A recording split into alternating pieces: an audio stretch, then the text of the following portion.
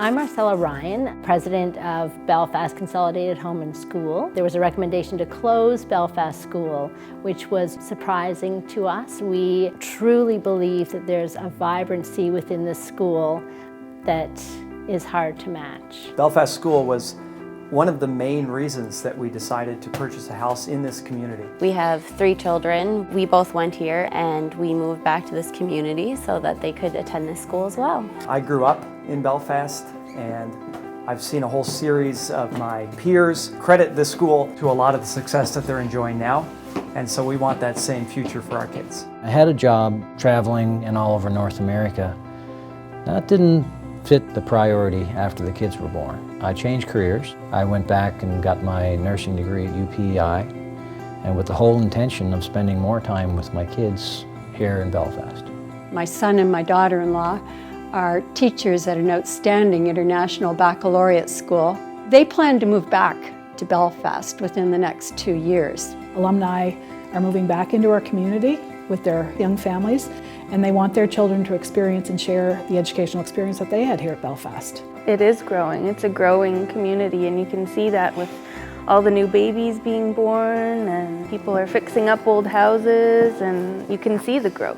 All these new families coming in is going to have a great spin-off in the community. You call your local plumber, your local electrician, there's going to be work for them. The bonus is you get all the youth around. A lot of energy. Energy creates energy. I recently came into this school with my granddaughter who was visiting from Hong Kong. When Emma came in, she couldn't get over the warm reception she had at this school. And when we left, she said, if I came to school here, everybody would know my name. When our kids come through these doors, everybody knows them. The older kids know them, all the teachers know them. There won't be any falling through the cracks. The low numbers, of course, are a benefit. Now, I'm not talking about 2 or 3 students in a classroom. I'm talking about an appropriate number. And you'll never convince me, as an educator, that it's better to have 35 children in a classroom than 15. I always did well in school, and I attribute that to the foundation that I got here. We have excellent teachers, and small class sizes do help you learn better. If I'm having trouble with my schoolwork, the teacher could go to one-on-one session and help them with all the questions, no matter what their time span is. It seems absurd that they would want to close down a nice big school that's cheap to run. If they shut us down, I'd be very concerned about the size of the classrooms. We're told that there's going to be better access to specialists. I know that there aren't enough speech-language pathologists, for example, in this province. By putting our children in a larger school with more students, there's not going to be improved access. Where does excellence come into this decision? It was told to me that it's not about excellence, and we know the outcomes from the school, and the students do very well, and it's very concerning to me that the Department of Education would look at anything other than excellence in education. I know that the population has decreased over the years, demographics change, but do we want to accelerate that process?